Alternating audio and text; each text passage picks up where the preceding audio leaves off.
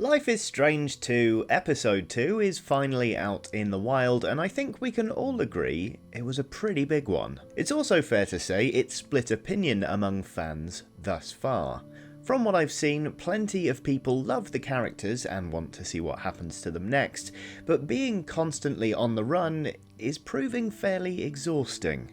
Others have also expressed feeling like they don't really have control over what's happening, kind of like they're being tossed about in a storm. I felt a bit of that myself during episode 2, if I'm perfectly honest, so I decided to take a look at how choice and consequence works in Life is Strange 2 because, as it turns out, it's drastically different to what we saw in both Life is Strange and Life is Strange Before the Storm. In fact, players actually have more lasting influence than ever before, whether they actually feel like it or not. Let's see how. Oh, and it should go without saying that this video is crammed full of spoilers for the first 2 episodes of Life is Strange 2, as well as the entirety of Life is Strange and Life is Strange Before the Storm. So if you're worried about spoilers, you should tune out now. Ready? Let's go. Right, in order to understand just how differently choice and consequence both work in Life is Strange 2, we really need to go over the 2 previous games first, because each uses player choice differently. Playing as Max Caulfield in Life is Strange was all about information and how you used it. What you knew, who you shared it with, and how you shared it in order to get the best possible outcome. In order to get the most out of a bunch of the character interactions, for example, you needed to talk to people in order to get information out of them, then rewind time and present that information to them as if it was an original thought, and Max was more like the other person than they previously realised. Devious. Of course, the more memorable moments from Life is Strange are the hard either-or decisions we had to make along the way, but even with some tough choices, it was relatively easy to see what the impact of each one would be. In episode 1, choosing to tell Principal Wells about Nathan having a gun at school, or choosing to hide that information, affected how hostile Nathan was with Max. The same goes for choosing to make fun of Victoria or not after she gets covered in paint. If you mock her, she posts about you on social media, is more aggressive towards you in general, and crucially, doesn't believe your warnings about Nathan and the dark room should you try and talk to her about the danger she's in at the Vortex Club party. When Kate is being badgered by David Madsen, meanwhile, choosing to intervene on her behalf, or take a picture and say nothing, has a direct impact on how easy it is to talk Kate down off the roof when she tries to take her own life. Talking her down, incidentally, is a process that hinges on how much you know about Kate and the relationship she has with her family. As a general rule of thumb then, Max is all about information and how it's used, affecting the tone of her relationships with some of the recurring characters, but, as a general rule, having the most influence on short-term problems and their solutions. In Before the Storm, however, the rules are slightly different. A lot of the moments of consequence are to do with objects, rather than things you do or do not know about the person in question. Taking the money from the merch guy's car at the Firewalk gig can lead to you helping Joyce out at home by slipping said money in her purse, or you can score yourself some weed from Frank. Having weed on you when David demands you turn out your pockets, meanwhile, can either vindicate or utterly condemn you in his eyes. Choosing whether to stay hidden and keep hold of the cash when Damon is demanding payment from Drew determines who gets hurt in that instance. Either Drew gets his knee busted, or his little brother Mikey has his arm broken. As in Life is Strange, there were conversational choices to make along the way that helped determine how your relationships played out. The exact nature of your relationship with Rachel, for example, but again, the consequences of these individual actions were fairly straightforward, and it was relatively easy to pick one or the other, even when you take into consideration that Chloe doesn't have Max's rewind power. Season 2, on the other hand, is really different. For all that Max and Chloe, or Chloe and Rachel, make for dynamic duos, you're still playing solo for the vast majority of the time in Life is Strange, or Before the Storm. In Life is Strange 2, however, you're one half of a pair whose fates are fully intertwined. They're relying on one another not just for safety and companionship, but survival itself.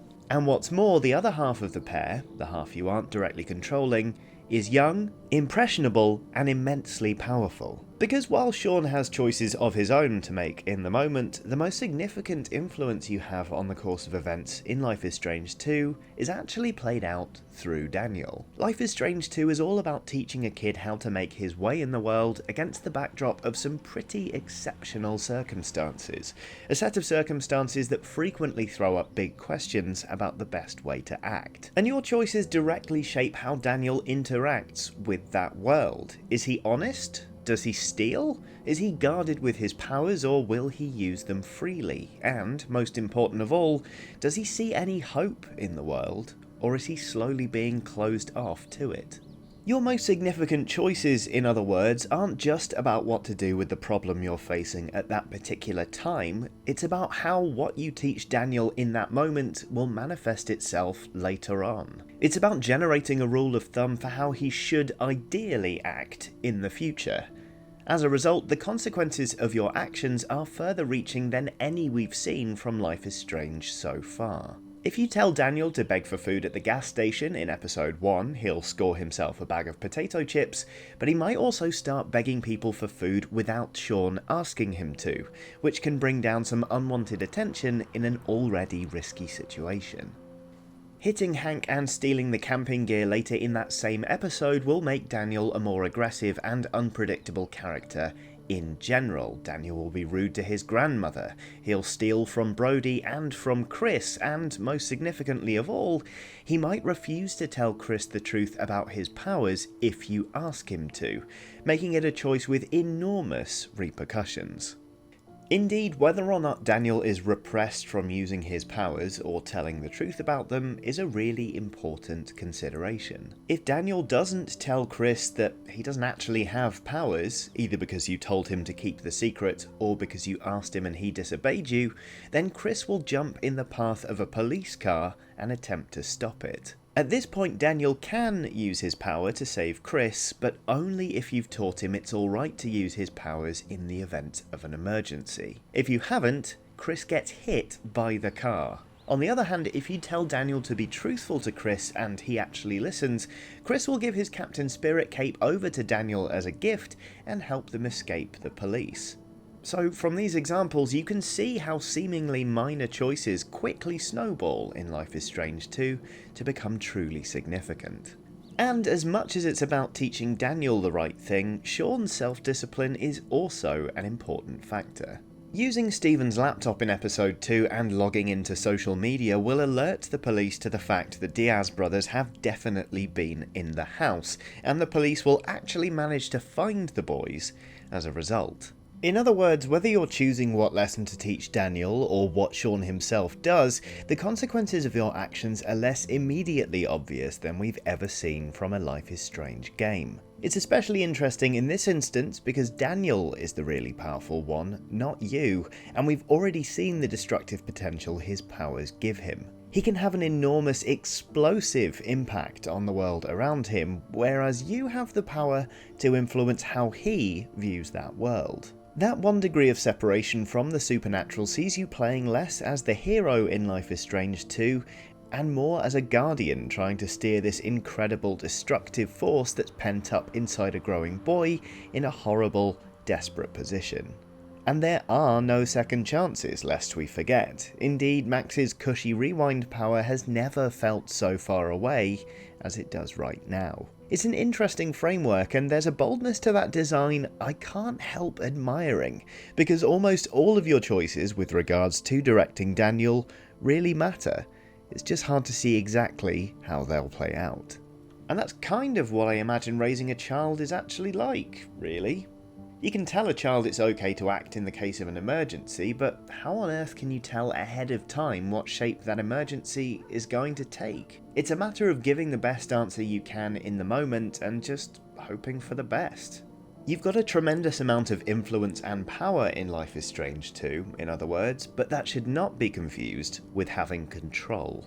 Of course, with the consequences of your actions not being immediately apparent, and the contributing factors towards some scenarios being cumulative, there's a difficult balance for Don't Nod to strike. If a choice reaches too far into the future, for example, the consequential outcome might seem arbitrary, and if players aren't able to draw a mental link between the two, they'll miss out on the nuance. So far, I think Life is Strange 2 has stayed on the right side of that divide, but getting used to the feeling that even the smallest decision might turn out to be of real consequence later, without knowing for sure which ones truly matter, has definitely been an adjustment. And let's be perfectly honest, Life is Strange 2 so far has been pretty full on. Even in its quieter moments, there's a constant tension, and so many nasty things have happened to the Diaz brothers already that I'm starting to wonder when, if ever, they're going to catch a break, or whether that constant tension can really be maintained for the rest of the game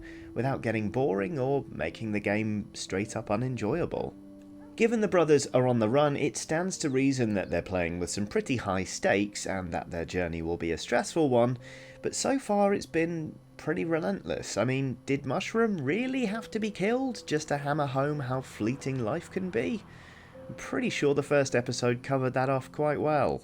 Either way, Life is Strange 2 is doing some really interesting things with choice and consequence, taking the series to a far bolder and more complex place than we've seen before, and I can't help but admire it for that, even if episode 2 had me wondering at points whether I was actually enjoying myself. It's an impressive sequel so far, I think, even if I wish it would slow down and catch its own breath just the once. But what do you think? Do you like how consequence works in Life is Strange 2, or would you prefer things done differently? What do you think is going to happen in episode 3? Give us your thoughts in the comments below. Hopefully you enjoyed this video. If you did, we've got loads more on Life is Strange, including complete playthroughs of Season 1, Before the Storm, and Life is Strange 2 so far. Give one of those a click, do like and subscribe so you don't miss anything else from Eurogamer, and most importantly, have a lovely day.